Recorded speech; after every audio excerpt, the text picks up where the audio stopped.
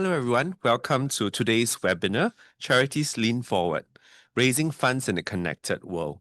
This webinar is organized by Pro Bono SG in collaboration with the Office of the Commissioner of Charities and Charity Council.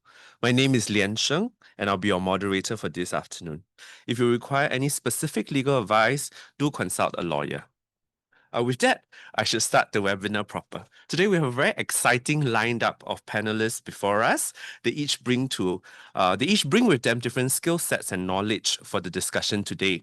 And I'm very sure it'll be enlightening for all of us to hear their views across their various disciplines and organizations.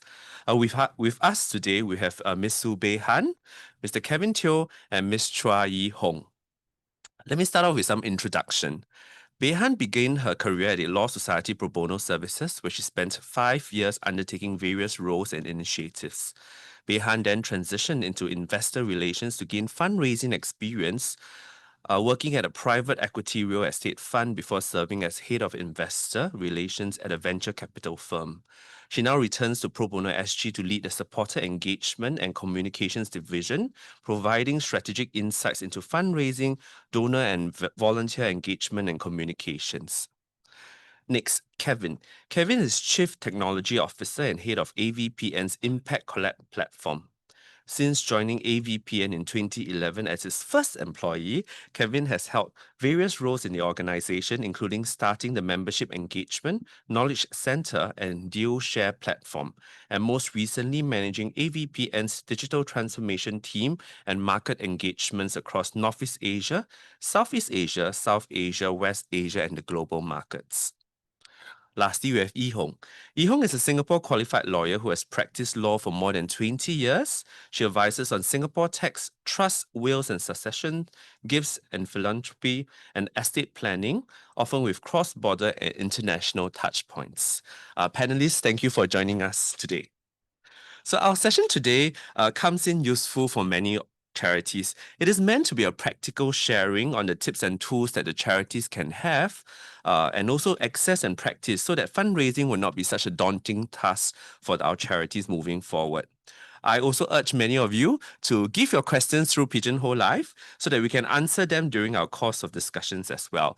I hope that today we will have a very lively and active discussion this afternoon. So, Charities Lean Forward, Raising Funds in a Connected World. What does this seminar cover? We will start off really with the basic 101 of fundraising, with the sharing from panelists on the things to look out for when you're fundraising. This will include things like from the legal perspective, operations, marketing, and resources perspectives. Then we'll discuss strategies that the charities can employ to carry out their fundraising activities, especially in a connected world like now. We will end off with a Q&A session with the panelists to address the questions that the webinar attendees may have, which we may not have covered during our discussions. So I start off with Bei-Han first, okay, because it's a 2-hour session and we don't have much time. Bei-Han, as the head of supporter engagement and communications at Pro Bono SG, let's start off with the 101 of fundraising. What were the things that you would recommend a charity to consider when they're embarking on a fundraising exercise? Thanks, Lian. I think there are 5 key areas for consideration for us charities before we embark on fundraising. And the first really is the purpose. So why are we fundraising? What is the impact or the gap that we want the funds to fill? And then related to that is how much is actually needed to fill the gap. So sometimes we, always focus on raising more funds, but it is also equally important to look at our expenses. And then the third is compliance. Obviously, we must ensure, we align with any regulations or rules when it comes to fundraising. And this is especially important if you intend to raise funds from the public or through a third-party fundraiser.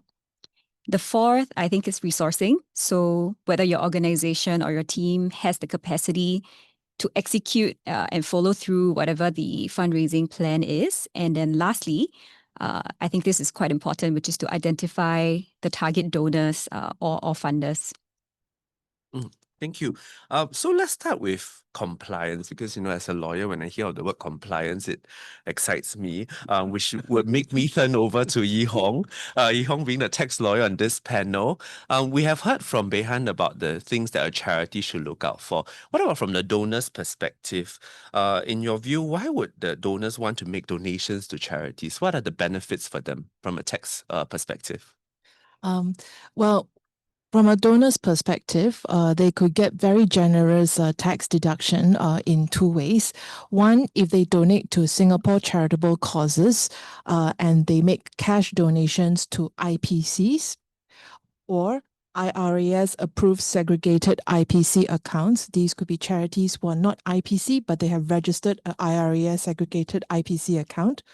Or three, they make donations as individuals of SGX listed shares or unit trusts to IPCs or certain types of in-kind donations. If these are meant for Singapore charitable causes, they could get a 250% income tax deduction. Now, what if a donor wants to donate towards foreign charitable causes? They could cash donations to designated charities under the Overseas Humanitarian Assistance Tax Deduction Scheme, OHAS, or cash donations under the Philanthropy Tax Incentive Scheme, sometimes known as the PTIS, for qualifying family offices in Singapore through qualifying intermediaries, also enjoy 100% tax deduction. And currently under the PTIS scheme, there are quite a number of qualifying intermediaries. These include Asia Community Foundation, AVPN, Caritas Humanitarian Aid and Relief Initiatives, TT Foundation, UBS Optimus Foundation, and WWF. Now, these are just income tax deductions. And some people may say, why would income, and these are very generous income tax deductions by international standards. I mean, 250% tax deduction for local charitable causes and 100% tax deduction for foreign charitable causes if donated through OHAS or PTIS. But in some instances, donors are not motivated by tax incentives. And this is because the tax deduction is only useful to the extent that the donor has Singapore taxable income. And this may not be the case for larger funders who may themselves be qualifying grant makers or registered charities which are already tax exempt, or other types of tax exempt entities under, for example, the EDB's MPO scheme. Or it could be individual donors who are very generous and charitable, but they do not even have taxable income in Singapore. So let's look at what other governmental incentives are there that could give a donor further impetus to donate that is beyond just tax incentives. Well, one of them was announced this year during the SG60 budget, and that's the SG Gives Matching Grant. That is a one-for-one matching for donations made in 2025. In other words, for every dollar that you donate to the selected programs, the government will match it for $1 to dollar. In addition, there's a 1.5 times matching for committed giving of at least 250,000 Singapore dollars per year over 3 years, totaling at least 750,000 Singapore dollars. And these donations enjoy 1.5 times matching donation by the government. And what are the types of charities that could benefit from this matching grant? Donations to national, social, and community programs that are supported by the Community Chest, President's Challenge, as well as the Collective for a Stronger Society would all benefit from this program. The second kind of matching that applies is the Tote Bots Enhanced Fundraising Program, where there's a one-to-one dollar matching of up to $250,000 per registered charity this year. Of course, in due course, the matching formula and cap will be gradually reduced by 2027. Hence, make use of this fund while you still can. And then lastly, for those in the arts and heritage sector, there is also the one-for-one matching grant for private cash donations to arts and heritage charity. from the Cultural Matching Fund. And the Cultural Matching Fund was launched in 2013. And since then, it has also been topped up. And in this year's budget, it was announced that there will be $100 million top up to the Cultural Matching Fund by the government, and its life will be extended to 2029. So these are all very generous matching of donations made by these various government-backed incentives. Yihong, we do have a question from the attendees. There was a question about, other than IPC status, you mentioned that there was another term that is used to describe maybe family offices or organizations that will qualify for tax reduction or tax deductions. They were asking what is that particular status that you're talking about, and is there a difference between the two? So just now I mentioned, if you make a donation to local charitable causes, generally cash donations to IPCs will enjoy 250% tax deduction. However, if a donation is made to a non-IPC organization that has a IRAS approved segregated IPC account, and you can find out from the IRAS's website what the list of these organizations are. These organizations would have set aside a segregated account that is intended to only benefit local IPCs. So donors who make a donation to these IRAS-approved segregated IPC accounts will also similarly get a 250% tax deduction. And there's a requirement for the organization that receives this to disperse it within 5 years of its receipt in order for the donor to be able to enjoy that tax deduction.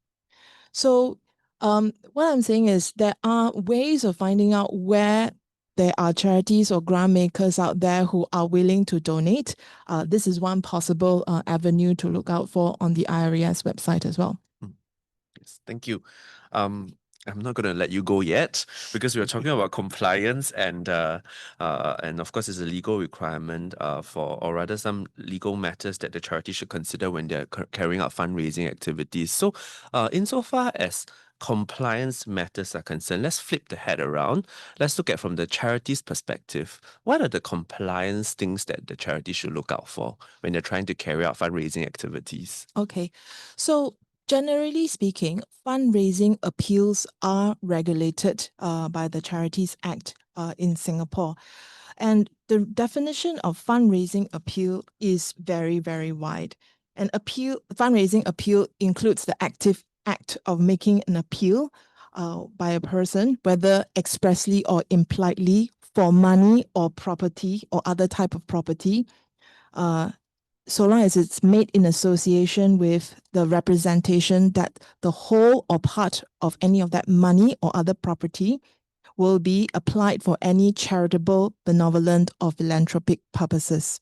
So an appeal made by an organization would qualify as a fundraising appeal if it's made with that representation that will be used for charitable, benevolent, or philanthropic purposes.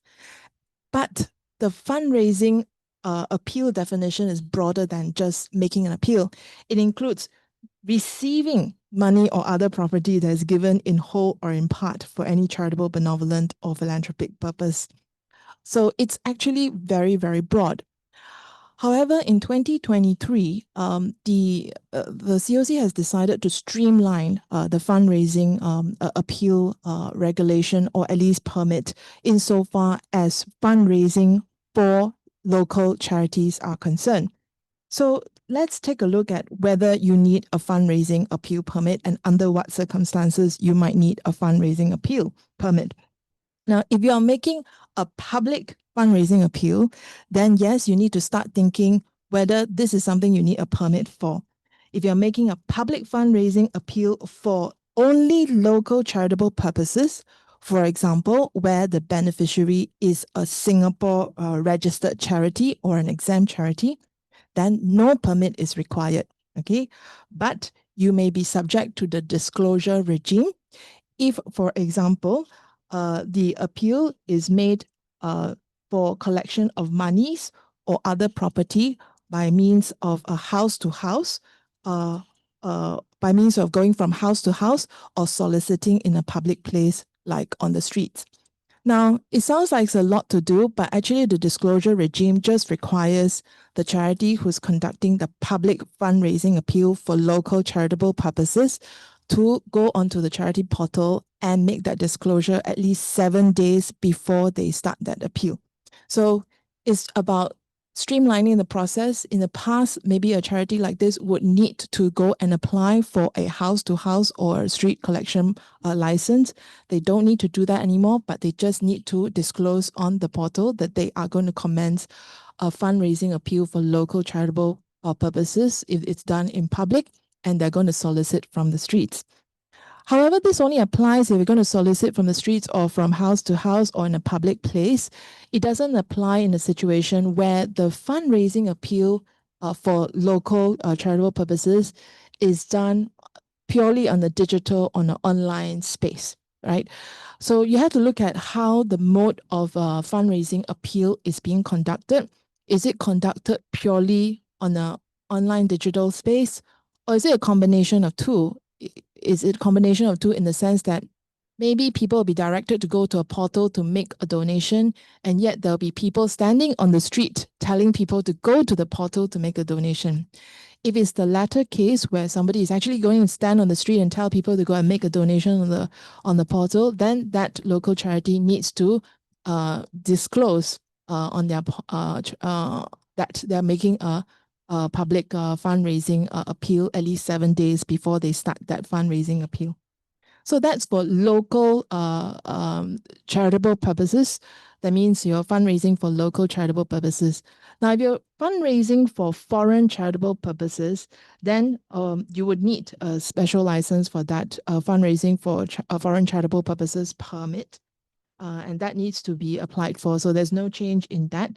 And if you're making in that sense, you just need to apply for a permit and make sure that you spend at least 80% of the funds raised under this fundraising permit for local charitable purposes, unless it's only for immediate disaster relief. Thank you, Yi Hong. Okay, I'll let you rest for a while. So just now Behan was talking about, resourcing, about your target audience, about compliance, about thinking about expenses. Let's talk about resourcing, and we have just the right person for it. Kevin is here today from AVPN.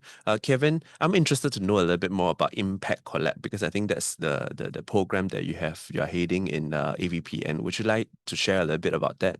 Absolutely. Thanks for the question, Lian Sheng. Just to quickly provide backdrop to Impact Collab. Impact Collab is a program within AVPN, used to be known as the Asian Venture Philanthropy Network, and it is the largest network of funders across Asia, with more than 732 members across the region. And these organizations joined the network to improve their philanthropy, improve their impact investing, and to collaborate and partner more effectively. Within AVPN, we have started an initiative called Impact Collab, and it comes with support from Singapore government as well as the Gates Foundation, and specifically seeks to work through private banking sector. And this is recognizing that there is a broad base of private wealth within Singapore itself. If you look at reports from the private banks, we've got upwards of more than 300,000 millionaires within Singapore, and most of whom will have private banking accounts, and upwards of 1.2 trillion US dollars of assets. So in a way, as a country, we have benefited quite substantially from our financial hub and our wealth management hub efforts. And this represents the capital that is the pool that can be tapped for a whole range of purposes.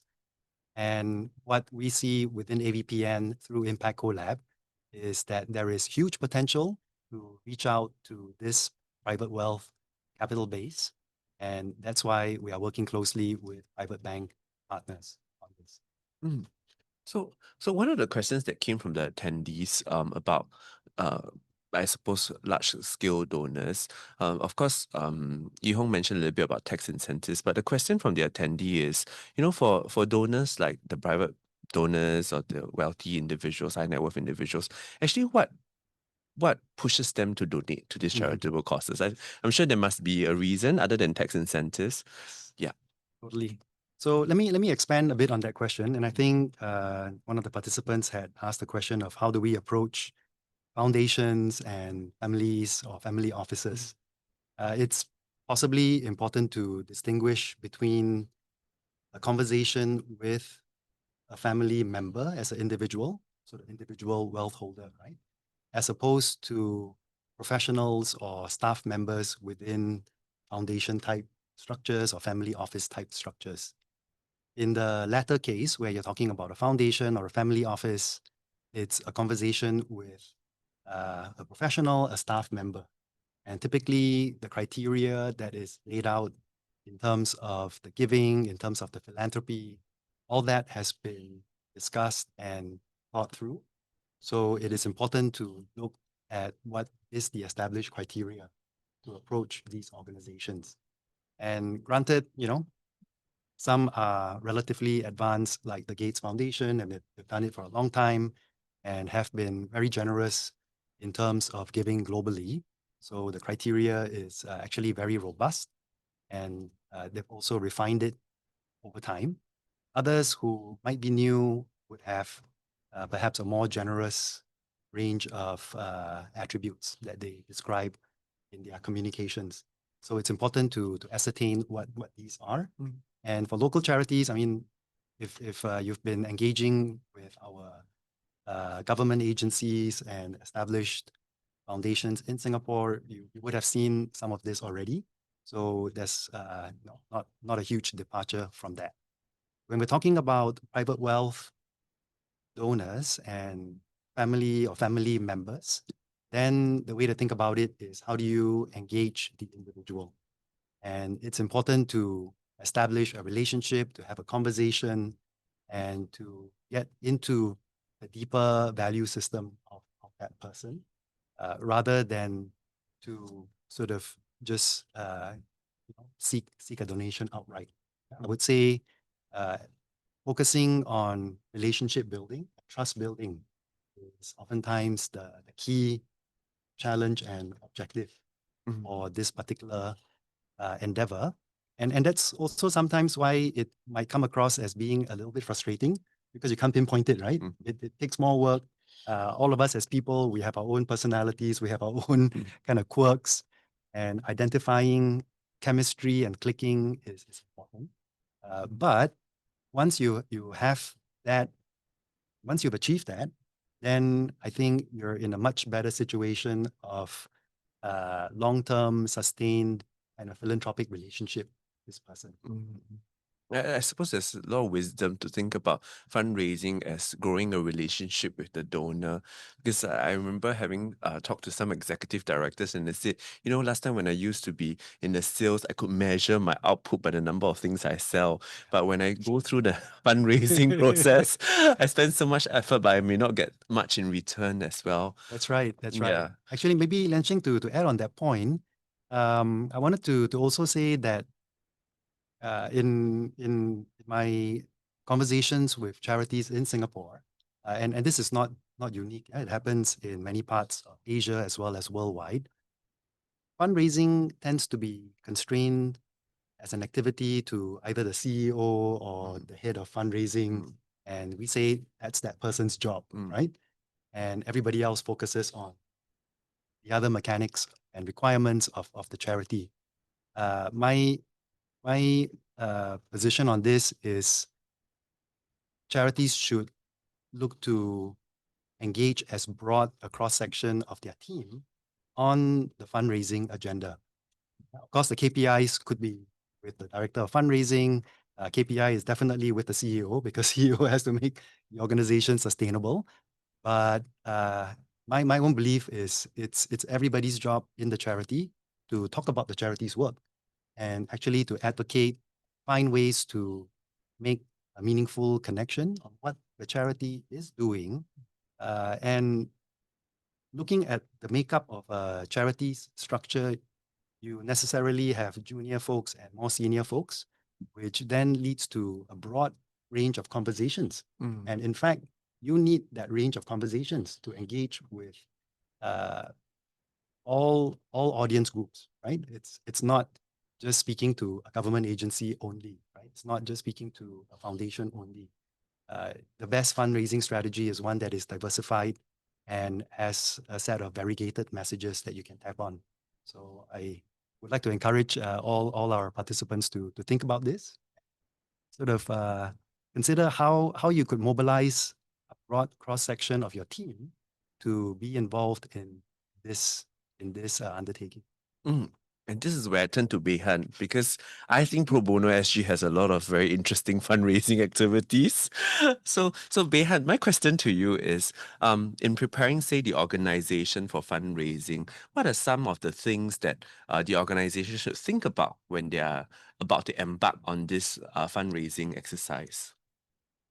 Yeah, so this is probably going to sound a little bit boring, but the reality is, I think the success of any fundraising depends on what happens before. And a lot of it sounds very sort of dry and maybe not really what people think about when we talk about fundraising. But some examples are, for instance, do you have a clear pitch ready? So do you understand, whoever is, I guess, engaging with the potential donors, do they understand what the need is, what is the impact, and what is the ask from the donor? And second, again, very, very basic, do you have clear processes and channels for actually receiving donations? So for example, what is the most efficient way for your organization? Should you have your own donation page? Should you leverage some existing resources like giving.sg? Do you accept check or bank transfers, pay now? I think these are things that must be thought out before, because what you don't want is when donors start to get interested, then you start to kind of figure out, what's the logistics of all of this. And then going back to maybe what Kevin said earlier, which is plan your resource. So I know, in a lot of charities, we are quite resource strapped, and we may not have like a really huge fundraising team. So I think it's important to leverage who is in your network. So for us, for example, we try to motivate or activate a lot of people in our organization. So not just the people in the fundraising team, the CEO. We also, as we bring our donors around, we try to also bring different levels from the organization, whether it's the center manager, whether it's the lawyer, because the conversations or the talking points that they have would be different. And often it is the people who are on the ground that can bring forward the message in different ways. And then another thing that's quite important, I think, is to have an outreach strategy. So you want to identify your key audiences, and you want to tailor the messages and also the channels where applicable. And this maybe also goes back to what Yi Hong mentioned at the start, which is, there may be different applicable schemes to different types of donors, but you need to know that beforehand so that you can use it in your conversations. For us, for example, using Pro Bono SG as an example, when we engage the lawyers and the law firms, the messaging is very different from when we try to engage members of the public. The things that we emphasize on in terms of what we do and how we do it, we also would kind of want to personalize that depending on who we're speaking to. And finally, again, very basic, but very important to have, is the post-donation process. So how quickly do you thank a donor above a certain amount? Is there someone else who should sign off on the thank you note? Do you have the templates ready? And all these things, I think, can and should be prepared beforehand to kind of reduce the friction throughout the fundraising process. Mm. And this goes to one of the questions that have come in from the attendees, which really is about how does one make their charity stand out in terms of purpose, value, and their philanthropic goals. I think you mentioned about the process. Are there any tips that you will offer to these charities? And the rest of the panelists, do feel free to chime in as well. Yes, I think this is related to, I suppose, the pitch. What is it? What is the gap and the need that your organization is fulfilling? And oftentimes, in certain spaces, there may be multiple sort of organization addressing the same need, but I think it's important for each organization to differentiate themselves in whatever ways, right? There must be something that you're doing differently from the others. Notwithstanding you're serving the same need, perhaps your service delivery is different, perhaps the culture of your organization is different. So I think it's important to come from that perspective, like really think about why your organization exists, and if your organization were to stop existing tomorrow, what is the gap that will emerge? Because that's really what you should be highlighting to your donors, that if tomorrow you didn't have the funds to run this program, this is the consequence of that. I think that helps them crystallize what is it that they're helping. That's very good. I'd like to chime in, I guess, with a couple of points. One, if we're talking about donors or funders who are at a more sizable scale, then what I believe would be helpful in terms of standing out is to look at what the implications of your charity's work on the ecosystem looks like in relation to other charities that might be in a similar space as you. Because for these large donors, oftentimes they are looking at addressing a particular issue area or a cause, and they are approached by numerous charities or SSAs who are addressing that particular issue. And for donors like this, the challenge is, are they picking favorites, right? Are they going on one side but not supporting the others? So as a charity, if you're active in that particular type of issue area or sector, and there's a way you could collaborate or at least bring other charities who might function as partners with you to address this issue collectively, then I would think that is very refreshing for a donor of that scale. In a way, you are addressing the issue at an ecosystem level and coming up with fundamentally new solutions, not having to divide what is seemingly a scarce resource among existing players and hoping that something works or something works differently, but rather you are corralling partners and working with the funder as a partner to address that issue in a new, possibly innovative way. So that's for funders who are on that end of the spectrum. If you're looking at individuals or private wealth holders, then I believe, as Rehan has mentioned, looking at the relationship and the trust building, and how are we engaging funders like this in terms of that personalized experience.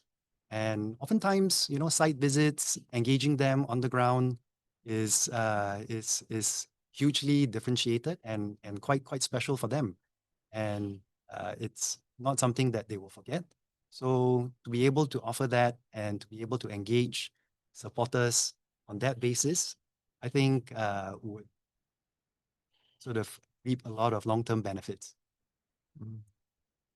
There are a few questions which I will group them together because now we're talking about the pre-fundraising phase and what are the considerations that we should have. And I turn to Yi-Hong because actually there are a lot of questions about the types of fundraising activity and the requirements related to those.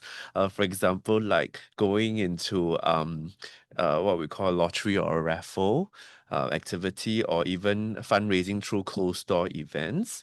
There are a few questions about what are the licensing or the permits required. Maybe you would like to shed some light on that? I see a number of questions about fundraising if it's done at a private event.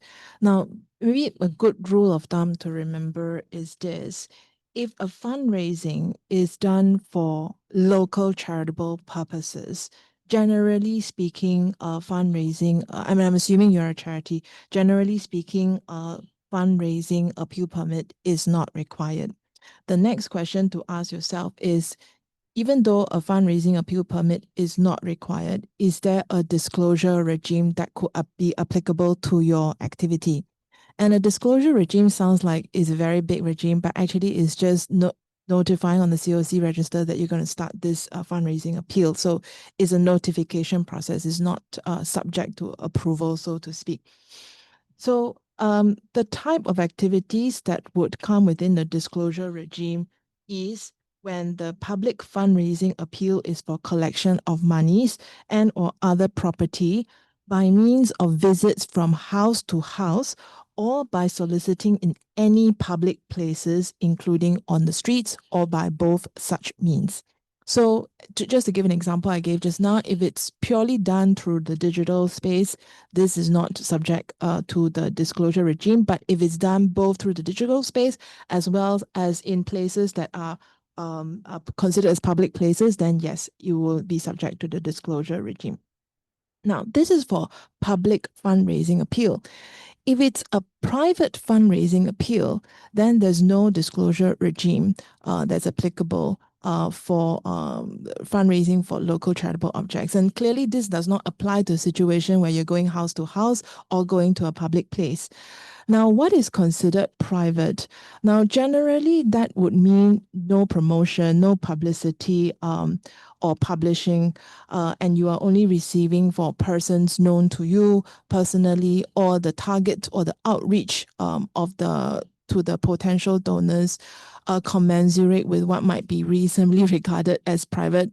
I know it sounds kind of vague, but that's generally the kind of guidelines that the COC looks at. I think I saw a question about what about donations made on certain premises, like a religious organization premises. Now, in fact, in the COC's own FAQ on public fundraising disclosure regime, they do have an example where there was a question asked if it was a appeal conducted within the premises of a religious organization targeting the organization's congregants or members, for example, in churches or temples. It says here the disclosure regime does not apply to such fundraising appeals. And they will only consider a disclosure regime as applicable if it's conducted at a publicly accessible location. Read it as you will. The FAQ seemed to suggest that a temple or a church is not a publicly accessible location, but at least in the context of putting a donation box in a premise like that, that's not subject to the disclosure regime. Okay, thank you. Just to tie up, so if one wants to find out more information about whether there's a need to disclose or not, the resources will be available, I suppose, at the Charities unit website, right? Yes, that's right. There's a lot of reading materials there. Okay, great. So that answers one of the questions from the attendees as well. Okay, yes. I thought this was a really interesting question here. An IPC receiving a grant versus a donation. Okay. Is it materially different? Only, I guess it's for tax purposes. Like, it's not so much about whether you call it a donation or a grant, but whether you might, as the donor or the grantor, receive any benefits in return. From a tax deduction perspective, generally only pure donations, that means you're not expecting anything in return, will be counted as donation amount for the purposes of calculating the 250% tax deduction. But the IRAS has adopted something a little bit more practical. They do have a list of on the IRAS e-tax guide, okay, called tax treatment on donations with benefits. There are certain types of benefits which they will regard as qualifying for concession. So, for example, let's say, for example, somebody bought a charity gala dinner ticket, which is intended to which is intended to be the amount of the purchase price is intended to be for the benefit of a charity. But yet, of course, the person who bought the ticket is deriving some benefit from it, for example, by attending the dinner, right? So the IRS takes the approach that if the benefit is considered to not have a commercial value, it cannot be resold and is not intended for resale, and it's also given as part and parcel of a fundraising event. These are just incidental benefits, and they'll just disregard it, and they'll take the entire amount that you have spent for purchasing the ticket as the tax deductible amount. There are a number of examples that they have given here. It's not just limited to charity gala dinner only. There are other events as well. So you can take a look at the e-tax guide. Sure. Since we're on the tax guidelines, there's a question about donation in kind. Would they also receive the same kind of tax exemption, like your 250% tax exemption, the way cash donations would attract as well? Yeah. I mean, for donations in kind is a little bit more limited. An example I gave just now was if you're an individual and you make a donation of SGX listed shares or unit trust to IPCs, that counts. So it doesn't apply to private company shares, only SGX listed shares or unit trusts. There are certain type of other kinds of in-kind donations that could also enjoy the 250% income tax deduction. For example, artifact donation to approved museum or deemed worthy of collection by the National Heritage Board, or sculptures or works of arts for public display to the National Heritage Board or its approved recipients, or land or buildings to IPCs. Yeah, so land or buildings donations to IPC is recognized as a tax deductible benefit. Okay, thank you. So that deals with what I call the pre-fundraising phase. Very useful information shared across the panelists. Very practical tips and advice as well. I then now want to move into the main topic, which is actually fundraising in a connected world, the title of our topic and our seminar today. I start off with one question first, because we talk about crowdsourcing, getting funds from the global I suppose, audience, right? There is a question about receiving donations from overseas entities. Well, are there issues with it when we receive monies from overseas entities? From a general perspective, charities are required to comply with AML, anti-money laundering, and knowing the source of funds. So it is the same as receiving money from any donor. You need to know where the source of fund is coming from and that you are not, as a charity, being used in say, anti-money laundering scheme. Okay. Since we're on the topic of raising funds in the connected world, I also want to ask the panelists, actually, in this current environment that we're in, when everyone is so connected, when there's so many opportunities for fundraising, what are the new opportunities that you see in terms of fundraising? That ties in with one of the questions from our attendees as well. And then the question that was asked is, do you see more opportunities for more experimental or unique experiences as compared to the traditional fundraising platforms like, charity golf, charity galas, etc.? What do you observe in our environment nowadays? Maybe I can start. Yes, Vihat? Yeah. So I think for us, in terms of digital fundraising, I think there are three main areas that we sort of leverage. So one is just the digital giving platforms. So we use giving.sg, which sort of helps alleviate some of the administrative work in terms of receiving donations. The second one, which I think clearly everybody is trying to get on, is social media. And actually, I think in some ways that has worked for us. So, for example, we have had new donors approach us and giving us a sizable donation because they had watched some of the videos that we produced explaining the work that we do and our beneficiaries. So that has worked well for us, and we continue to use social media, I think, to reach out more to the general public and to, I guess, raise more awareness of the work that we do. And then the last one, which is more sort of an example that has worked well for us, is so we, for Pro Bono SG, we run a annual walkathon. And so that's our main kind of flagship fundraiser. And what has really worked well for us in the last 2 years is this sort of peer-to-peer fundraising format. So it's not something that we had traditionally or historically done.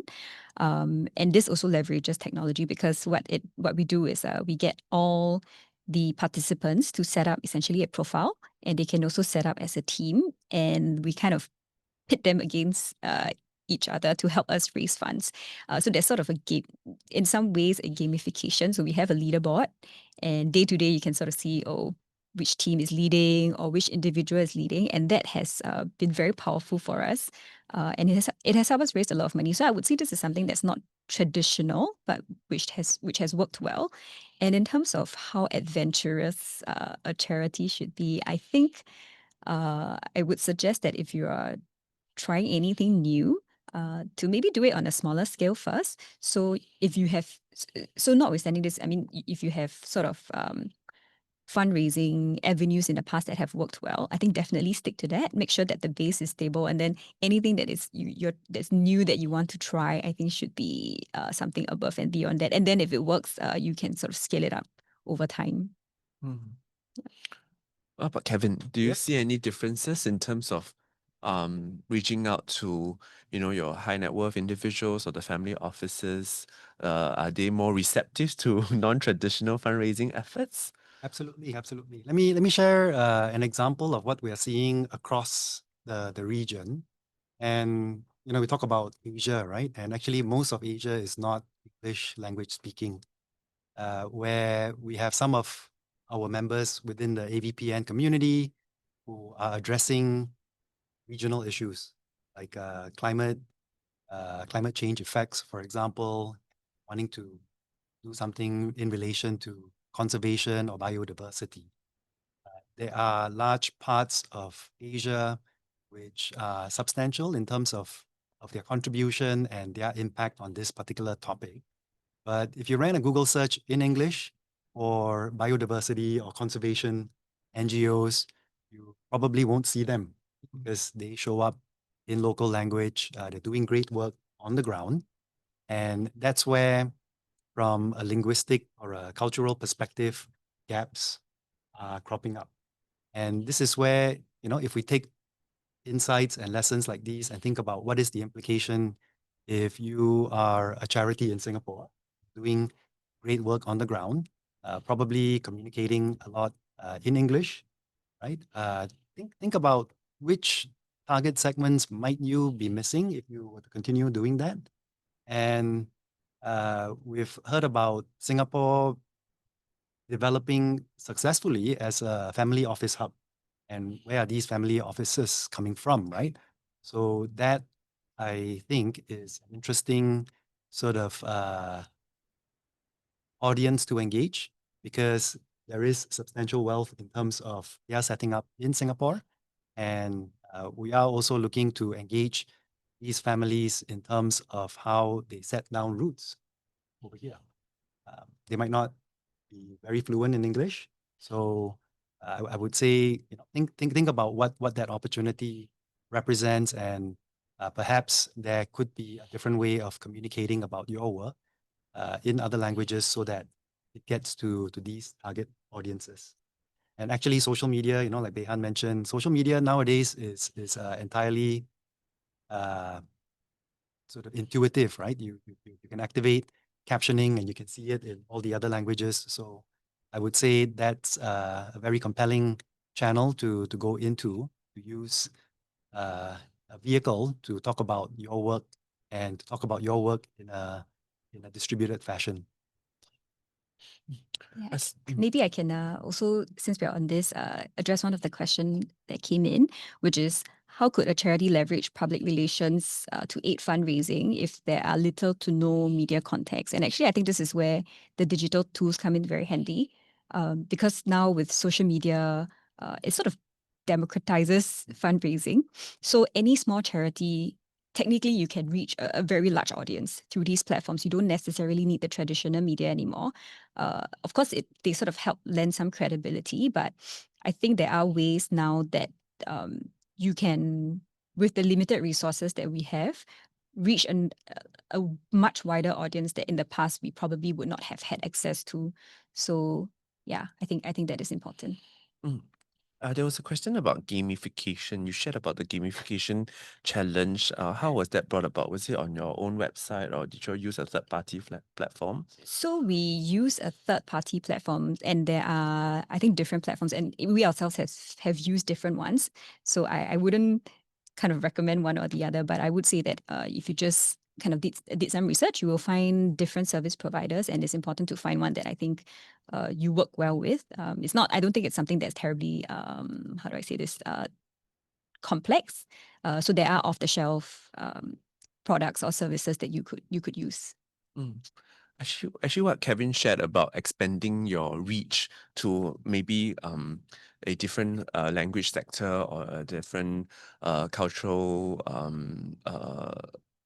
aspect of the society, that gave me some food for thought, because actually sometimes it may not just be the charity themselves reaching out, but they can do so with partnerships of others as well. And we've seen quite a number of collaborations between different organizations to reach out to different um, uh, uh, donors actually.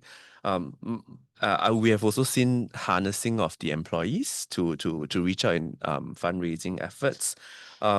If we need to talk about, professionalizing or empowering the staff or volunteers to help the charities, are there any tips that the panelists can share when it comes to such aspects, to motivate or to even empower the volunteers and the employees to help the charities? Yeah, I think Lian Sheng, professionalizing sounds scary sometimes, right? And especially if the goal is to get as wide a cross section of your team advocating for your cause and to tell the world what is it that you're actually doing and why is it impactful and why is it needed, then I would approach it more as a conversation rather than thinking about it as a sales pitch. I think most of us would instinctively be very nervous about being in a sales job or being in a fundraising role. And statistically, it's a small percentage of people who say, I love sales, right? But if you didn't think about it as sales and you thought about it as finding a way to just talk about your work, talk about the beneficiaries, talk about why it's important, then you would speak from your heart, basically. Yeah. And I think that's where it will be firstly hugely authentic to who you're trying to convey this message to. And secondly, it will get you over that hump of not wanting to bring it up in the first place.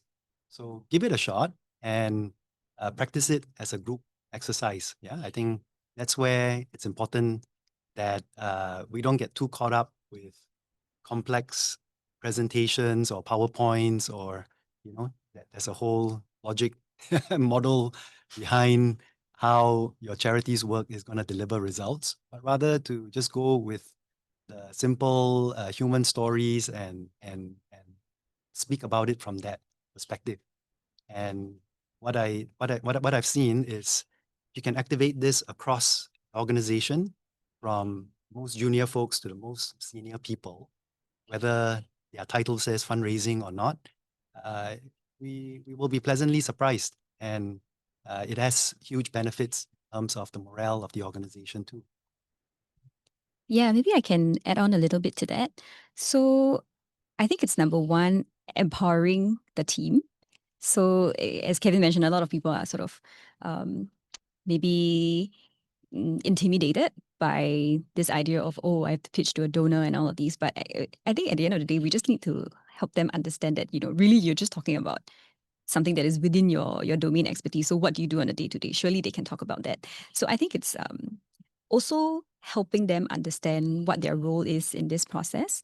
And I think practically speaking, for maybe some of the other people in the network that you want to leverage upon. So for example, maybe your board members or some of your volunteers that may not be as intimately familiar with your organization and the work. I think it would really help them if you just put together a very simple sort of 1-2 pager fact sheet and talking points that they can easily kind of repeat, or if they are super busy, like some of our board members, we try to support them in more practical ways. So, for example, we could, even help them draft the letters, prepare some materials that they could easily forward to their network. Because I think sometimes they want to help, but they may have limited bandwidth or they may not be comfortable being the spokesperson for the organization. So I think what we need to do as charities is to help them with that. So give them the materials and the information that they require. And I think you'll find that a lot of them are more than happy to help. Yeah. That being said, I think actually my observations for my own charity is that it might be actually good for the directors to go down and experience the work that the charity does. Actually, For many sure. of us, Yes. when we sit on boards of charities, we don't fundamentally understand what goes on. But when we go in and we see the activities, sometimes we are very touched by the effort that are put in by the employees as well. Yes, for sure. Yeah, And this yeah. is not just the directors, right? The same applies for the donors. So one of the things that we've started to do, which we find very helpful for us, is we have these various community touch points, and we have started, I suppose, what we call learning journeys, where we bring not just donors, but also our directors, even our volunteers or people that we are looking to partner with. We bring them to our touch points so that they can see for themselves how the work is being done and who we are serving, what we're doing. And I think that has been very powerful for us. So I think at every level, maybe think about how you can better engage these various key stakeholders in the fundraising process. Yeah.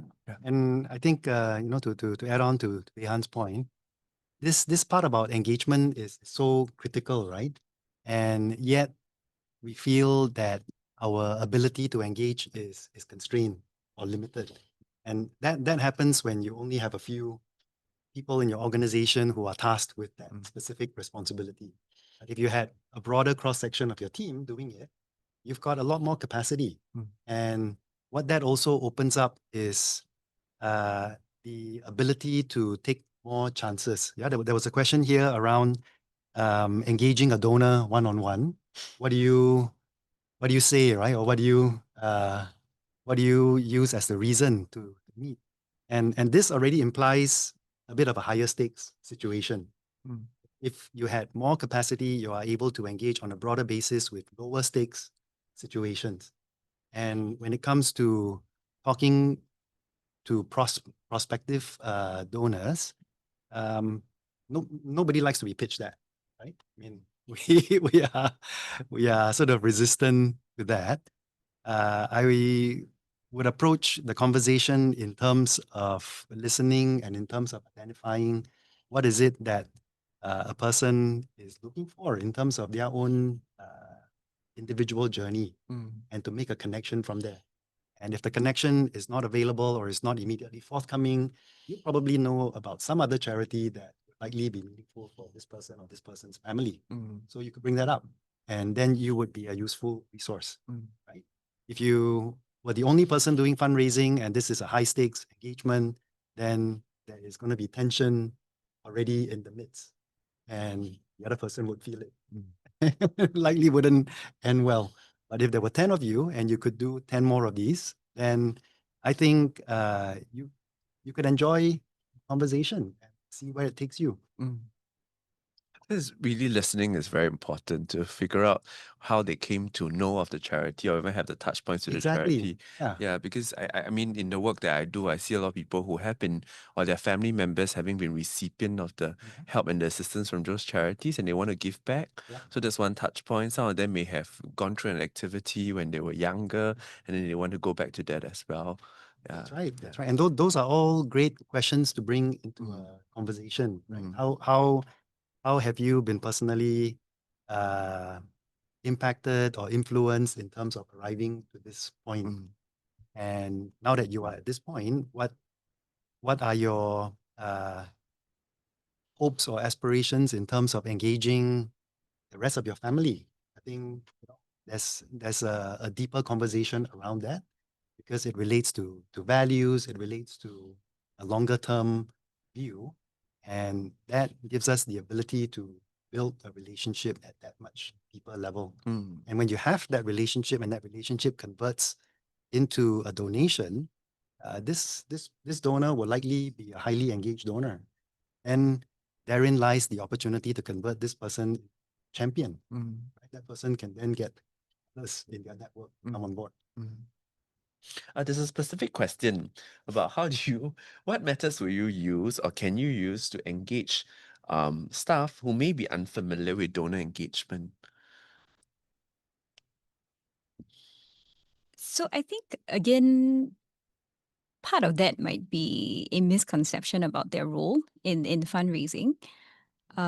So I think, training and workshops could be helpful, but I think it doesn't take away that maybe fear that some of them may have. If it's a specific method, maybe I would suggest that they come along on the meeting with the donor beforehand. Mm. I think as they sit in on more of these meetings, they maybe feel less afraid. So involvement is one. And then also, I guess, helping them understand again that, there's no pressure, right? Like you're part of a broader conversation. We're just trying to help the donors understand more about our work. So I think there's no real kind of fix to this. I think you just got to help them become more comfortable and also not maybe give them something that's outside of their expertise. So for example, if for us, we have some community touch points. So when we bring donors there, I mean, we don't usually tell the staff that, we're going to bring a donor. You have to say all these things. You must make sure you hit all these points. It's kind of more free flowing, right? We just bring them there and then we say, yeah, be yourself. Can you talk a bit about your day-to-day work? And, can you bring us around the place? Because that is their environment, right? So I think when they are in their element, they should probably feel a lot more comfortable. Actually, that's what Yeah. Kevin shared as well, speaking from the heart. Because Speaking from actually, the heart, many of the people who are working in charities are really doing it out of their passion and love for the environment. Exactly. Maybe Lian Ching, I like to expand on this point a bit. I would think about two related but slightly different audience groups. So if you are engaging the donor directly, approach it at a human level, right? The donor is a human being, the person. We all have our own kind of paranoia, our own motivations, our own sort of values. Possibly the main difference is how many zeros are we apart in our bank account. But don't let that get in your way. And in my experience, it hasn't gotten in the way from folks with a lot more zeros as compared to me. So it's okay, right? Be yourself, talk about your work, talk about why you love it and why it's important. When you are engaging with the professionals in the organization, so remember I was talking about the larger, more structured entities, or if you are engaging through a professionalized conversation. So for example, a client's advisors, for example, who are in essence paid to look out for the best interests of the donor. Right? So first of all, they are doing their job. They're making sure that what you communicate and what you convey to their client is of a high level of credibility and a high level of confidence. So be prepared, right? Be prepared to engage on that level. And also be prepared to not take any of these very directed questions on a personal level. Don't think, why are they not seeing the importance of my charity? Why do they not trust what am I saying? Yeah, I mean, they are doing their job. So just engage on that level and speak on the basis of what you are doing in terms of authentically operationalizing your charity, and you'll be okay. So engage this level of advisors, or what I would describe as gatekeepers, right? On that basis. And then with the donors who are themselves making decision on the actual donation, speak to them as people. Actually, there are quite a number of questions about working with family offices or seeking a high net worth donor. Those questions are quite interesting for me because as I was reading them and thinking about it, actually whether you target large donations from private persons or otherwise, actually also goes back to who you are as a charity. Whether whether fundraising for a certain segment, would those be different from what cultural values you bring as well? Whether it will be different from your own values as an organization, because some organizations are happy to work with smaller donors with more, I suppose, face-to-face interactions with those donors as well. Do you have any thoughts about that? Whether we should always have a system where we're targeting high net worth individuals or whatever? I think we should have a range of communication and engagement channels. It shouldn't be just a single sort of fundraising, kind of quote, fundraising strategy, right? So for example, don't put all your eggs in one basket in terms of expecting Comchess support or Tutbot or be entirely reliant on one channel. For all of us in the charity space, it's important to diversify your sources. Think about where all the different pools of potential support can come from.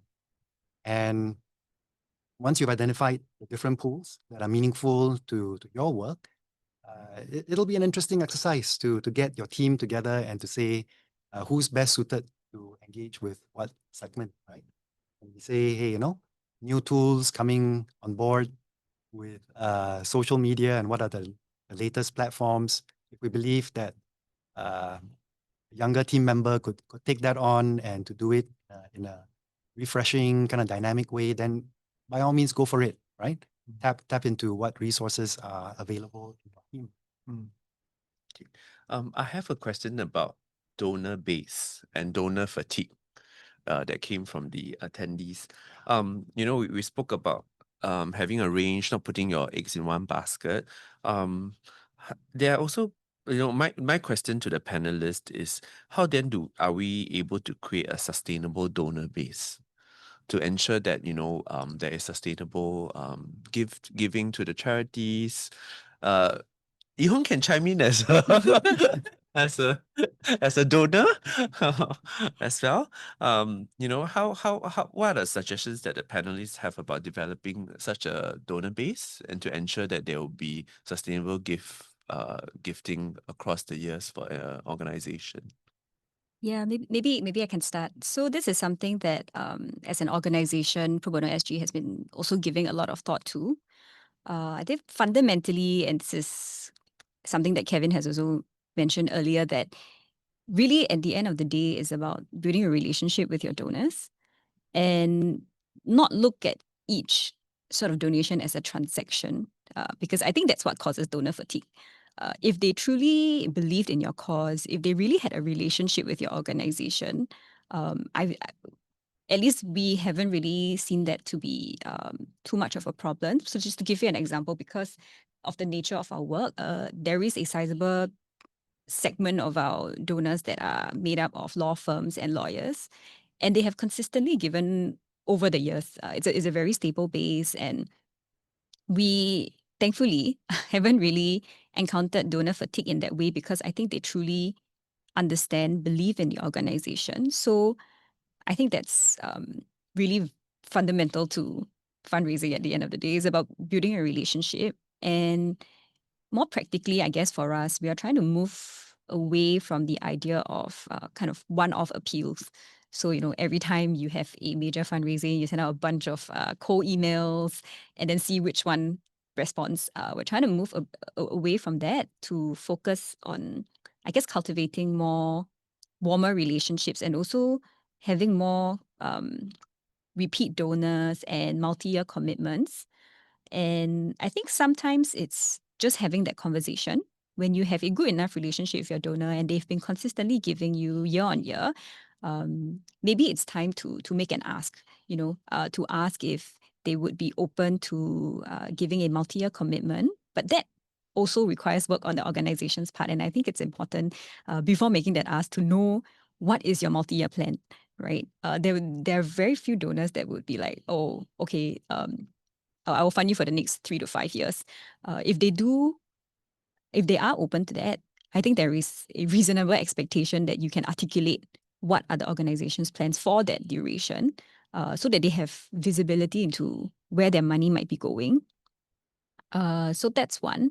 And I think, again, going back to the conversation that we've been having, it's about segmentizing your supporters and then engaging them appropriately. So I think on the question of whether we should focus on high value donations or not, I don't really see it as binary. I think what is important is to have a strategy where you segment your supporters and understand what is the engagement approach for each of them. So, for example, it is. I agree. It's completely important to diversify your donor base. So, you may have a very, very large base of individuals who maybe give smaller amounts.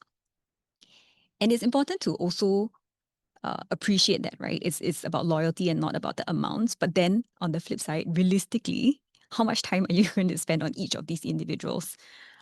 So you got to think about different ways. So if it's someone who is a very high sort of high value donor, maybe you have to customize something that's a little bit different for them. You have to understand, first of all, what motivates them. And so I think all of this to say, in order to build a sustainable donor base, you have to know your donors first. Because otherwise, a lot of it is just a shot in the dark. You know, you send out all these letters, you send out like 3,000. Sometimes I think we used to send out thousands and thousands of letters, and with people that we maybe don't have a relationship with.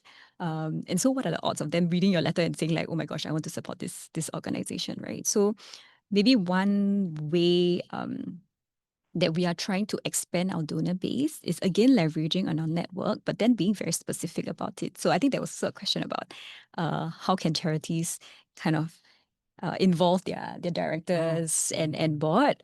So the way Yes. we're trying to do this. Okay, well, first of all, this Make is their boards work. yes. So first, I think it is really important again to make sure that your directors are involved with your organization, that they are, and if they were, and if they believed in your organization and you have a good working relationship. So what we've tried to do is set some sort of a KPI for them. So we make a very specific ask, and we are also reasonable, right? So we're not telling the EDs that, oh, you have to bring X amount. Instead, we tell them, could you make an introduction to 5 people in your network? Could you send an email, or could you set up a meeting and allow us to come along? So I think if you break it down into very specific and kind of manageable bite-sized asks, I think that would be more effective. Yeah.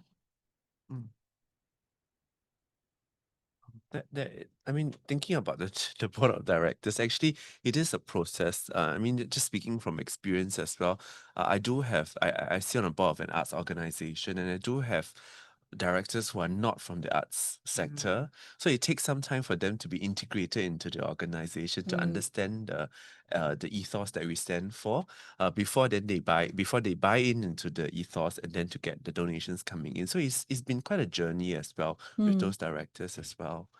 Yeah. So I suppose one thing I've also realized is maybe it's not so much about instant gratification. It does take time to build that network and that friendship as well. But to know that there are various peoples that you can I suppose harness from the director level to the employees to even your volunteers in your organizations. Yeah. Okay. Related to that is one question about whether what are your views about having one or a permanent staff that deals with fundraising? Do you think it is a must for every organization?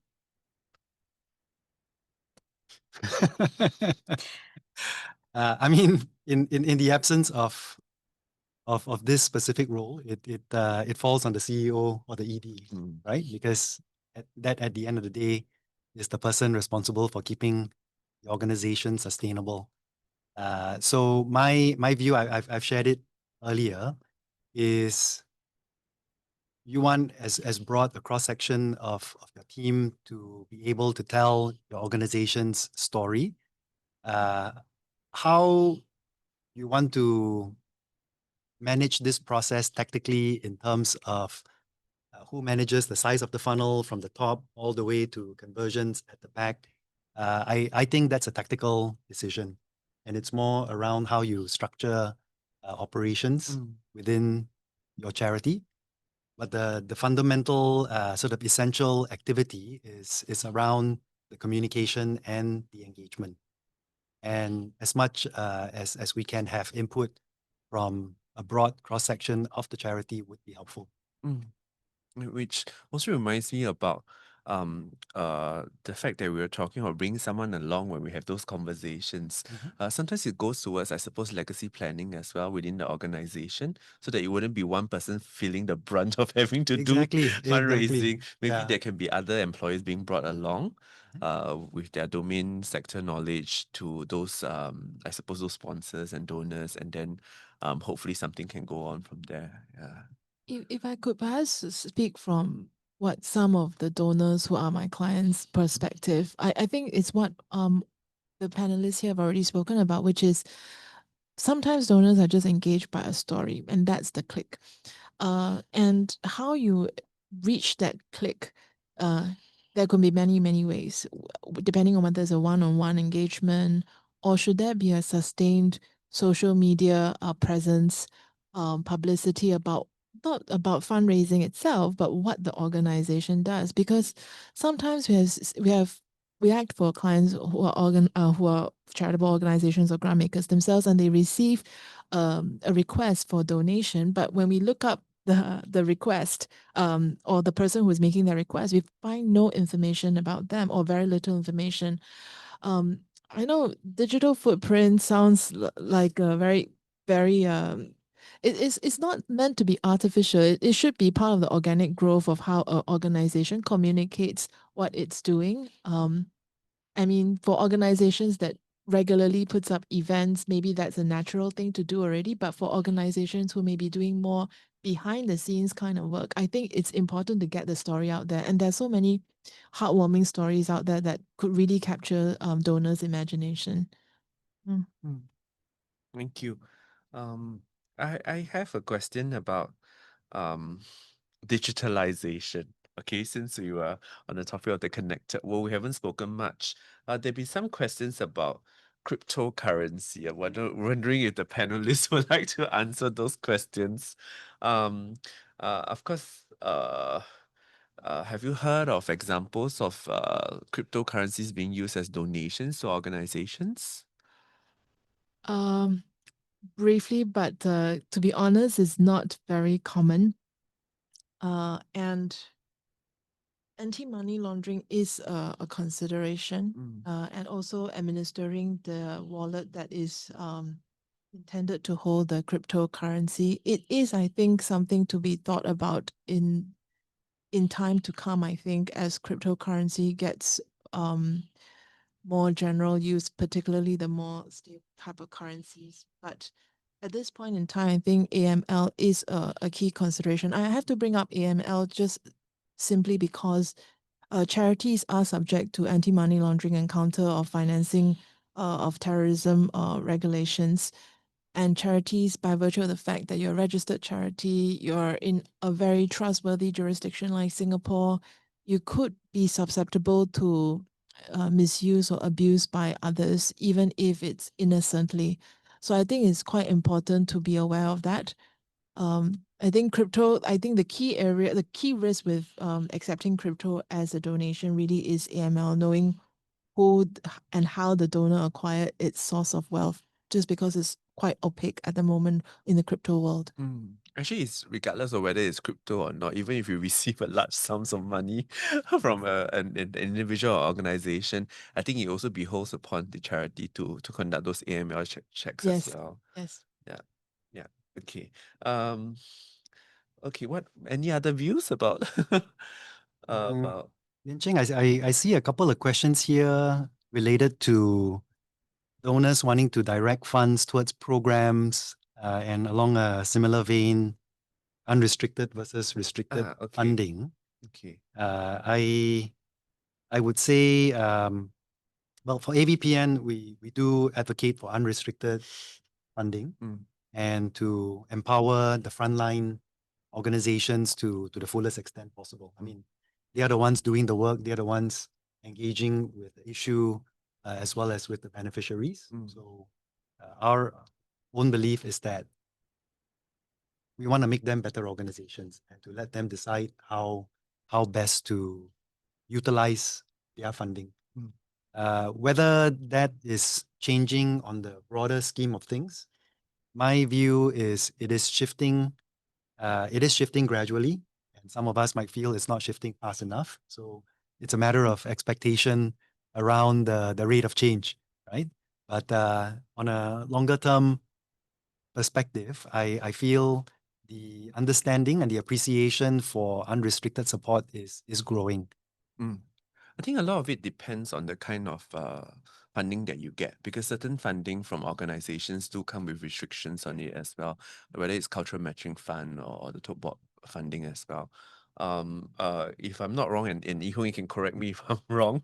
I believe that there's also those reserve policies that a charity has to adhere to when it comes to having these reserves and this funding from organizations as Yes. well. Right. Yeah, yeah, and those of course can be found in the code of governance for the charities as well.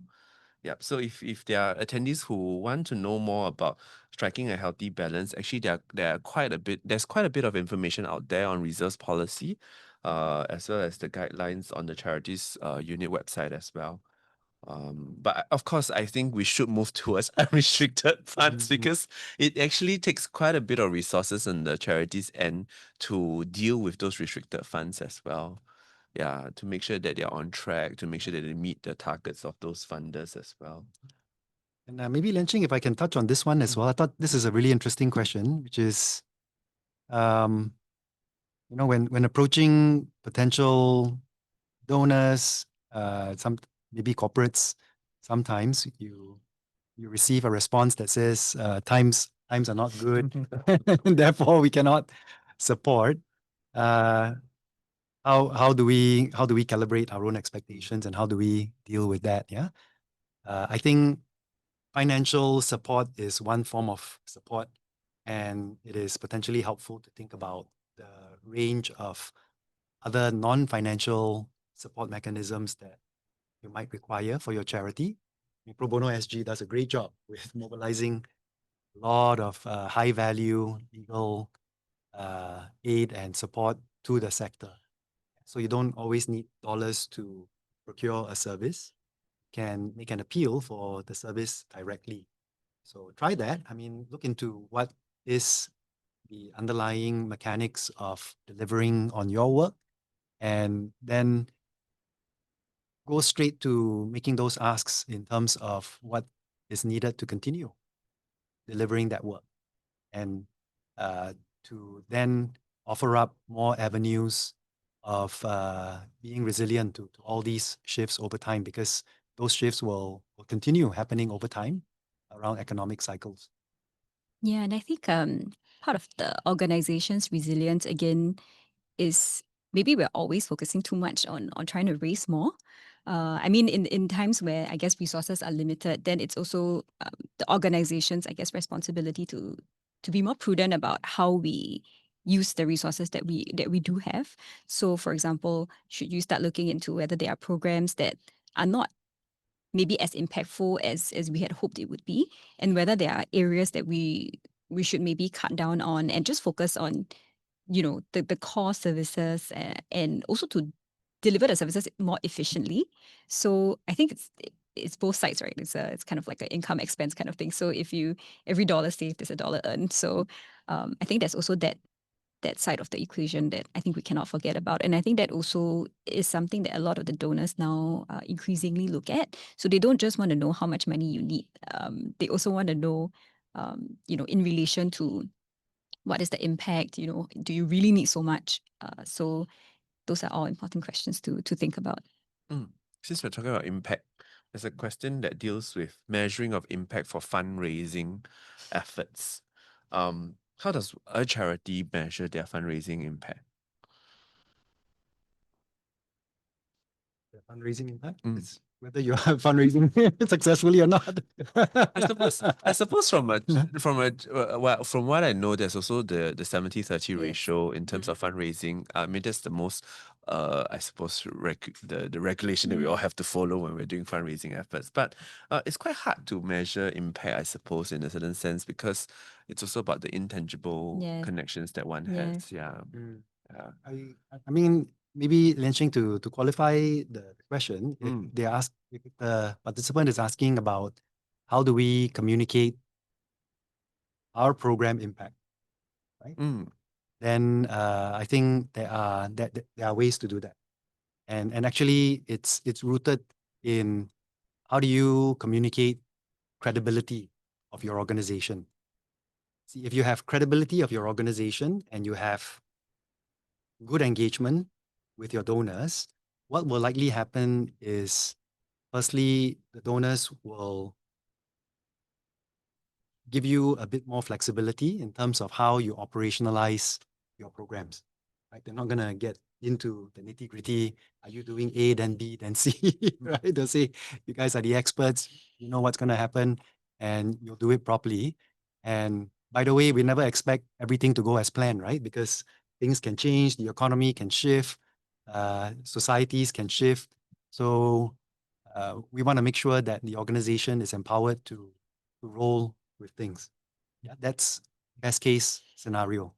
I would say if we do the donor or the support engagement effectively and get us to that level of a support base, then on the impact communication side, what typically is the underlying question would relate to the aspect of how can I trust in your organization to use my resources in the most responsible way. Yeah. Underneath all the frameworks and all the KPIs and all the kind of indicators and metrics, we're mainly trying to get to answering that question. Mm. I would say use existing frameworks to the extent that is not onerous for your reporting. So if you're getting funding from certain sources and there are prescribed reporting templates, by all means follow those, and then leverage that as part of communicating your own impact. Say that you are supported by so and so, these entities, Mm. and if they are well-recognized entities, barring any confidentiality clauses, if you can talk about it, right? Because it helps to reinforce your credibility. And then beyond that, to be entirely sort of transparent on your sort of financial accounting. I think in the Singapore regime, we have to report that through the charities portal. So information is available. Make sure that it is well documented and the governance sort of responses when you do your governance eval checklist, all that is updated. Mm. And I think the combination of these will help you put together a compelling narrative. Mm. And to my and I just got reminded that the charities unit also has a transparency award. So if you are able to meet certain expectations of you as a charity, no harm applying for this award so that your credibility is increased as well. Yes. Yeah. Okay. We have about half an hour left, so I should go into the Q&A and try to wrap up some of the questions that have been hovering in our portal for some time.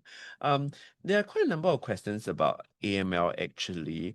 I suppose the larger question is when funds are received by an organization, um, uh, is there a requirement for the charity to know where these donations come from? Yes, they need to maintain also a record of donors. I did see a question that they are unable to track a donor when they receive an amount. I wonder how then was the fund transferred? Wouldn't the bank records reflect who the transferor is in that instance? Yeah. Yeah. Yeah, usually you'll be able to do certain checks as well with the banks Yes. as to who your recipients are. If there's really anything, then it'll be a suspicious transaction report to be made, I think, with the AML. But then I suppose prior to our panel today, we were also discussing about the benefits of online platforms like Giving.sg or Give Asia, because when you use those portals to donate, actually, some of them may be required to log in through SingPass. And actually, it takes quite a bit of effort off the charity to trace who the donors are as well. Because once you log in via SingPass, the tax receipt will just come out, etc., and the charities will know who the donors are. So it may not be a bad thing to direct your donors through those portals as well. Yeah. Okay. Questions about traditional fundraising methods free for all the panelists. Do you feel that online fundraising will be more effective or in-person events will be more effective? I'd say use all channels. Yeah. It's not a mutually exclusive Yeah, consideration. that's right. But I think also as much as, we talk about digitalization and how that's wonderful, it empowers us in many ways. But I think at the end of the day, again, it's relationship building, right? So to that extent, you can't really cut out all of these in-person interactions because I think if, there are also questions about, how do we get them to do recurring donations? I think you can't run away from actually engaging them as a person. So I think maybe the online fundraising and the digital tools are what they are, right? They are tools. But if you are thinking of cultivating a supporter, right? You need to find different ways to involve them beyond just the donation. So they may give you the money through online platforms. You may have reached them through online platforms. But how do you make them feel more involved? And I think that part of it is best done in person. Yeah. There are some questions about. Okay, there's a question about whether the donations must be for charitable causes or what if they are used for operational expenses within the charity. How do we share this information with the donors? So I think maybe this is sort of related to another question about how do we convince donors that charities need to fund for administrative stuff, right? Which is a perennial problem for all charities. Yes. And I think part of that is also us knowing really exactly what that cost is going to. So I can give an example that is very, very specific to Pro Bono SG, but is something that we've thought about. So, for example, part of our program, part of us delivering the service is we have in-house lawyers, right? We hire them as employees. The instinctive reaction that we've heard from a number of sort of donors or funders is, we don't fund manpower cost. But truly, I guess is it really a manpower cost per se, or is it a program cost? And we find that when we clarify with some of these donors about exactly what they mean, usually they will say, no, actually, if it goes towards directly enabling you to deliver the service, they don't actually see it as kind of general OPEX or something that they would not fund. So I think it's important to be very clear how we classify our expenses as well. So if we throw everything into administrative expenses, that's why sometimes it's hard to explain because that amount is so large. When frankly, if there are parts of that are going more or less directly to delivery of service, I think many donors would, or more donors would be amenable to funding those expenses. I think increasingly I've also seen organizations setting up separate companies, for example, to manage certain programs or even for academic or resource, sale of their resources. And then they can start to have those overheads being part of those program costs as well. So that's some things that I have observed actually when I see the charities work. There is a question about how much information to review to the donors. Do you have to enclose your annual report or your financial statements? The question is that these are actually very expensive, and sometimes your donors might reject you even though you may have printed and given all this information to them. Any thoughts about that? Maybe from a charity perspective, I think it's important to provide the information that is relevant to that donor. So some donors, as Yi Hong mentioned, that click comes from a story. So for those donors, they don't actually, maybe they don't need your entire financial statements and they don't want to go through that, right? They want to know the person that you've helped and maybe that's enough. But I think for some donors, it is a requirement. And I guess as an IPC, as a charity, it is prudent, I guess, to have those available, whether or not it is disclosed. I think I wouldn't recommend enclosing your annual report in every appeals letter because that's administratively very heavy. And then again, goes back to digitalization, right? So for example, now we have our annual reports on our website. We can, channel donors who have questions there, or we are also thinking of, so we have the annual report because that is a requirement. But in terms of donor engagement, is that the best way to deliver the information? Or can we create something that's kind of like a one-pager, a trifold trifold brochure type of thing with the key impact numbers and information that actually donors are interested in, because our annual report is super long, right? And they may not actually want to go through all that. So I think of ways that make the information more digestible for the donors. I think they would appreciate that. And also put yourself in the place of who you are engaging.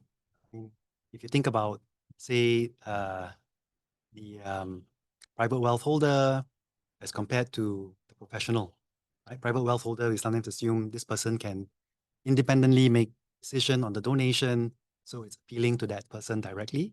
And if it clicks, you're in a good place. You get some support.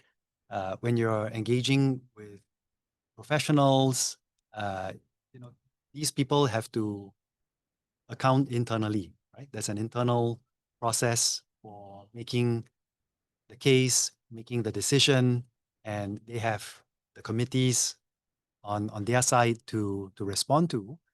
So it's also important to build relationships with folks in that position to understand what is it that is required to make the strongest case possible on their side. I mean, one of the questions about networking also is how do they reach out to this target audience that they want to reach out to? I mean, we talk about Impact Collab, we talk about some of the networking events. Do the Yep. panelists have any further resources or information to share with the attendees? I mean, there was a question around how do we engage our board in terms of getting into various networks. So by all means, engage your board. Make sure they are following along with you on what you're doing on the ground. Make sure they understand. Make sure they're active champions in your work, right? And that is one avenue for networking. Separately, I think many of us leverage LinkedIn to make connections. So utilize that as a business networking platform to reach out to possibly like-minded supporters. And it all takes many attempts before you get the first hit. From there, it's tapping into those circles. Yeah, I think there's another question on like basically how to find these people, right? Like how to identify them. It's difficult to know who they are. I think the truth is some of them don't want to be found. And there's a reason why they're difficult to find, right? You can imagine that if their information was publicly available, they'll be swarmed, right? So I think practically speaking for us, we go through, I guess, the intermediaries or the advisors that are working with them. Because that's why they work with the intermediaries and the advisors, right? So they can help them sort of filter the asks. So, ABPN, CF, Community Foundation of Singapore, ACF, these are all parties that I think we can engage. And there are also increasingly many, I guess, private banks that have donor advice funds. So they may have a department that is like a philanthropy advisory department, right? So again, they will have people there whose job is to identify programs that they can match with the underlying clients, whether it's family officers, high net worth individuals. So I think that is one avenue. If you just did some research to know who are these intermediaries and advisors, and maybe you can go through them. Yeah. Well, really, the people who have passed through your doors, because as in from the arts organization point of view, actually, we have classes for young children, all the way to our own performances through our organizations. Actually, we'll be surprised when we see the donations that come in, because some of them may be people who have been through our doors when they were younger, and then they get, they are now in a position where they're able to contribute and they come and donate. Yeah, so it's always quite interesting to see who your donors are and to track where they have come from. Yes. Yeah. Yes. There questions about AML as well. Are there AML policies that will be less onerous or taxing for the organization? Are there guidelines that can be available for the charities to use? The COC's website itself has an AML guideline. Yes. And they also had recorded a webinar dealing specifically with AML Yes, that's right. previously. So actually, To be fair, the COC's portal has a lot of very useful information. I encourage everyone to go and read it. Okay, great. There's a question about impact investment exchange. I'm not so sure whether the panelists might be familiar with that. What is the question specifically? There's an attendee who asked about impact investment exchange IIX. Can the panelists provide advice on this, or where can we find out more? I would suggest they contact them directly. They're not familiar directly Yeah. with them. Okay. Eh, Okay. Maybe we deal with the question that has quite a number of upvotes. Insofar as them, where some charities may face these problems, and it's quite real for some of the charities, especially if they've been funded for some period of time, but then the funding is then discontinued like let's say a couple of years later. What would your advice to these charities be? Is there a proportion that you should be looking at in terms of raised income? Or are there efforts that you should put in place to prevent such situations from happening, or to ameliorate the effects of such a situation? Mm.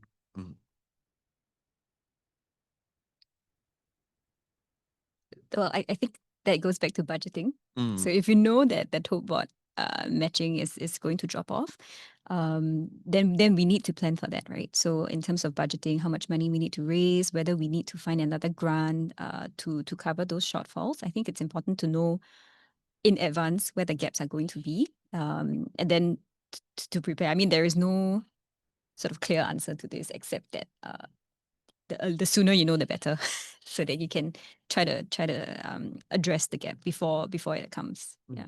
I think from an organizational point of view, there's always, I mean, even for the organizations which are supported by the state statutory boards, we are often told to think about our future and to reduce the reliance that we have on the grants. Actually, I think for most charities to be very prudent, there should be plans to actually eventually graduate from such grants as well. It's a difficult process, Yes. but I suppose it goes back to again budgeting, to what are the efforts put in place to deal with these things. Okay. Okay, maybe I ask a question. Are there any specific methods of fundraising that you have been intrigued by, and you would like to share with the attendees of our webinars?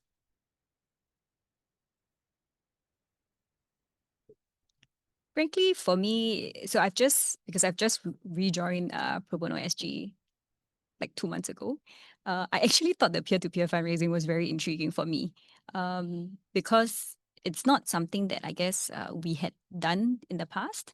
But I was intrigued by I guess, because we always talk about how to activate supporters and how do we get people to kind of help with the fundraising, right? This was a very direct way and a very effective way for us in allowing individuals to now, like every participant is now a champion and a supporter, and in some ways a fundraiser, right? Because they want to see their profile go up. So then now they are going around and saying, hey, can you support this organization through me?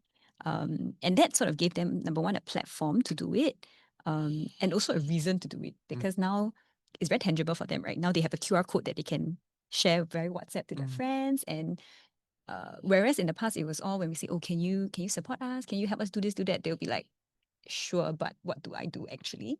So now it's very obvious.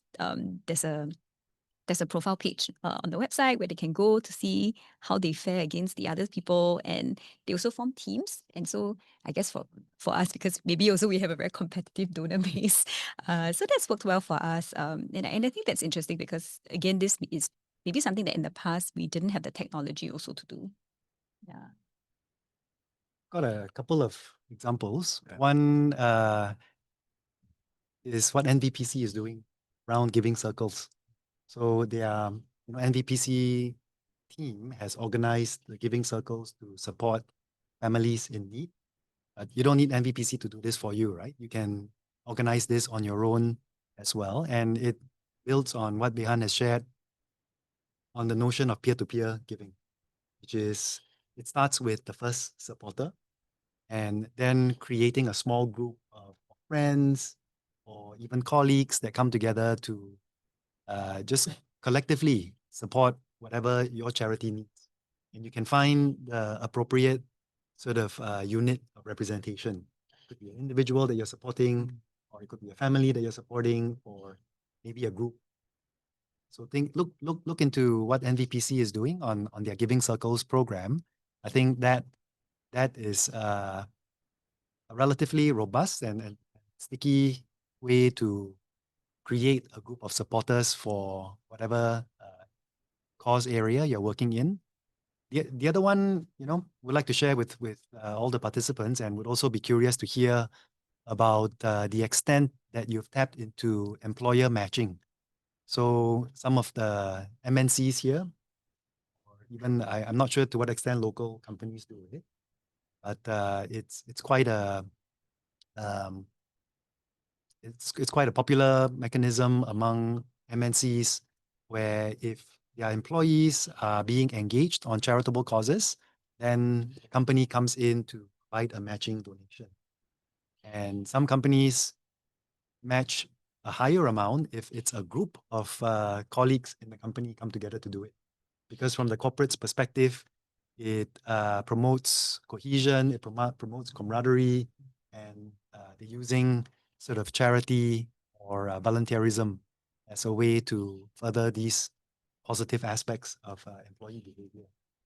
So we'd love to hear if any of you are tapping into these mechanisms. And the ideas, I think, doesn't necessarily have to be similar to what the charity's objectives is. Like my firm is taking part in Let's Take a Walk, which is organized by a group of volunteers, as I understand it, sports organization. But the idea is to get everybody to move more and achieve a target kilometers. At the end of the day, you can make a donation. The company will also match a donation to a selected charity that may or may not have anything to do with sports. So it's just one of those things that could achieve a dual purpose. And I see that also there are some charities that partner with other organizations, whether in the arts. Just now the example I gave was sports, but it could be arts, for example, that creates sale proceeds that could be donated to the charity. So I think it's not limited to just what the charity's own objectives is when it comes to working with other partners or other peers in generating that network. And just to clarify, there are no restrictions on working with external parties, for example, to have donations brought in for the charity, right? Yeah. Okay. I share one fun thing because in my experience, I mean, I had there's a theater company which has a theater in Funan, and then they actually sold their seats. So when you donate, you can actually have your name attached to the back of the seat. Okay. And it's very fun because once you donate, you have your name there, and when you bring your friends over to watch the show, then you can that's my seat. And it's just a simple gesture, but actually it also creates that acknowledgement of the donor, but in a very fun way. Yeah, so that to me is one of the more successful. Yeah, I've also heard of people selling bricks from a building when they had to move to another place as well. Yeah. Totally. In Yeah. fact, the universities do this very well. Yes, that's right. They've broken down all the different aspects of a building or a park or any space can be Yes. monetized. I have one question which just came in, and I thought it was important, which was about the funding reports. Are there any funding report models that you can recommend? How do you think the funding report should be made? Because nowadays it seems funders are more concerned about the impact that their donation makes. So I think that's definitely a very common question. And I think, again, it comes up, I would say, a lot more these days, just because of, I think, donors also becoming more sophisticated. And also, I guess, kind of this impact evaluation gaining more awareness. So I'm not sure that there is a template for it, just because the impact of every organization, and in fact, within the organization of every program is different. What kind of KPIs you capture and how you measure impact is very specific to the services that are delivered. And I do think that, for some of these, I guess, grant makers and funders, they have very specific requirements about what kind of impact they want to achieve and how they want to see it reported. So I think it's sometimes it's both ways. Sometimes it's understanding what is required and then deciding whether it is something that we can provide or we can capture. Sometimes the answer may be no, but then that involves, I guess, a dialogue with the grantor or the funder to try to understand why is it that they wanted this particular KPI, and whether if it's something that we don't capture, whether there's another way that we can also address the concern. Yeah, that's what I'll say. But I also think that, as I guess the charity, every time now, it's good practice for us also, because every time now when we think of starting a new initiative, it forces some kind of discipline internally as well to think about what actually is the impact that we want to achieve and how can we capture that and then report that.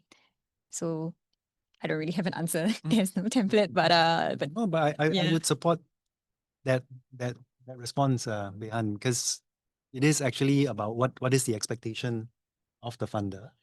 And if you couple your response with transparency, right? You're not trying to gloss over any details. You're prepared to be as transparent as required on what were the associated costs that were incurred in delivering the program, because there's sort of a cost-benefit analysis type thinking going on. Sometimes it helps to ask the funder, who else might you be comparing us with? Then if there is kind of a benchmarking motivation going on. And it's fine, right? You could be one of several charities operating in the same space. Funders would naturally be wondering, are you performing at a similar level to the other two? Right? Are you delivering similar outcomes as compared to others that are in your space? And if it turns out that what you're doing is materially different from the other two, then you can explain it, right? Gives you an opportunity to clarify. Actually, we're doing something quite different. We are actually not the same as those other two that you have in mind. Or if in fact you are quite similar, then it opens up the opportunity to have that deeper conversation around how are you actually utilizing the resource. And if there's an opportunity to engage this particular issue at an ecosystem level, say, hey, us and two other charities have been at it for the past 3 decades, and somehow the issue is not fundamentally different. I think there's a deeper conversation to be had here, and we need sort of new models for intervention.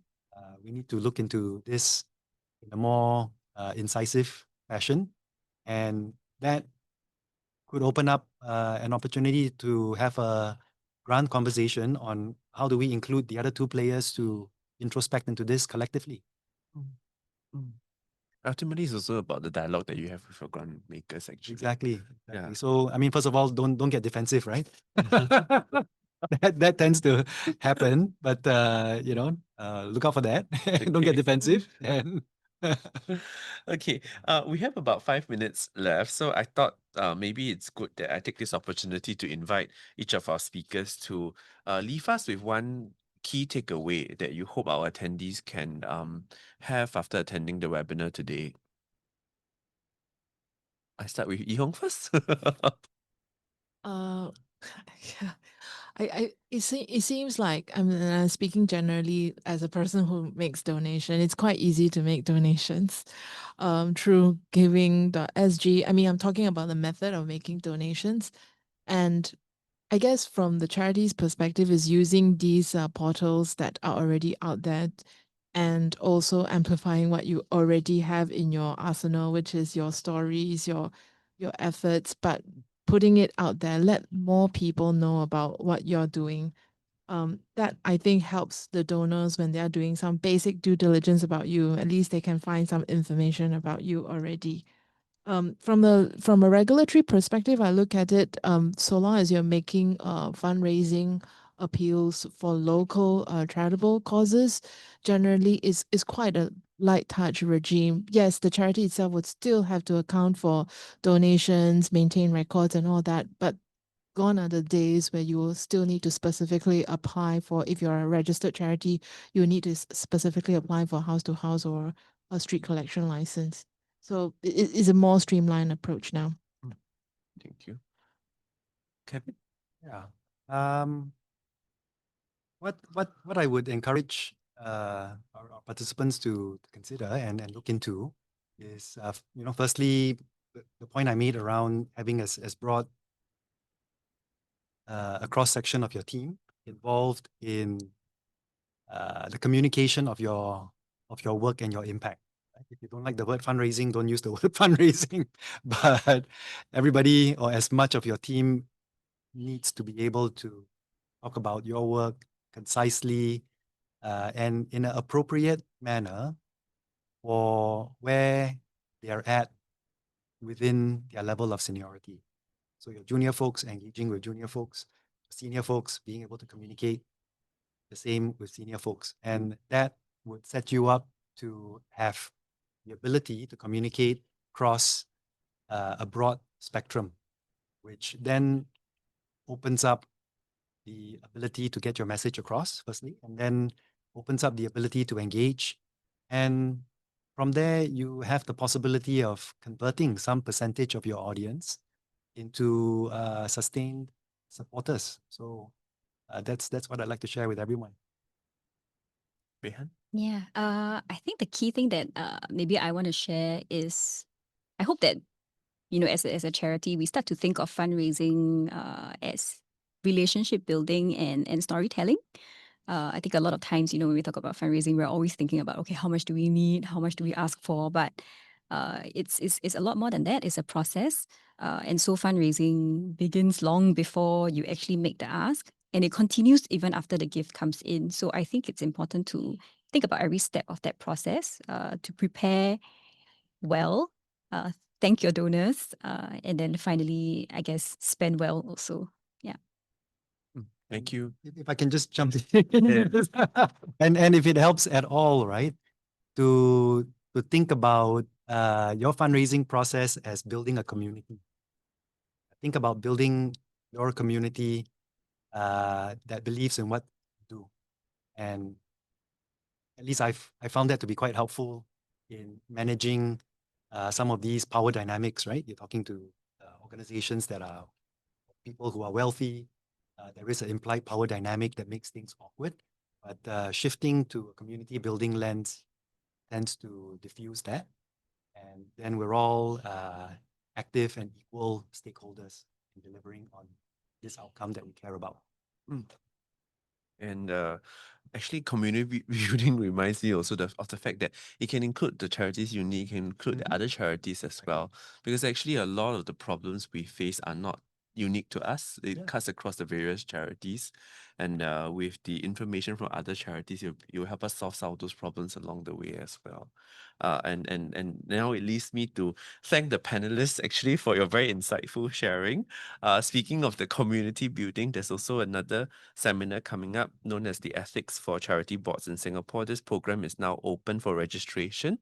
If you do serve on the charity board or you're preparing to do so, this program gives you practical tools to strengthen ethical leadership, decision making, and public accountability. It also includes e-learning, live webinars, and virtual workshops. If you've already expressed interest, check your inbox. If you have not yet signed up, you can register via the link that has been included in the chat function. CCF training subsidy of 80% is applicable. So check out the registration link for more information and to build your knowledge as well. We hope to see you there at the program. Lastly, at the end of this seminar, there will also be a survey form that will pop up on your screen for your completion. We appreciate your comments and feedback. If you use them, we will use them to improve further webinars. If your charity needs legal advice, we also have the non-profit legal services at Pro Bono SG. You can email them at NLS, that's Norway, Lion Singapore at probono.sg, nls at probono.sg. On behalf of Pro Bono SG, the Office of the Commissioner for Charities and Charity Council, we'd like to thank our speakers again. And thank you to our attendees for joining us. And we hope that you had a great afternoon and a great week ahead. Thank you. Thanks for your questions, everyone.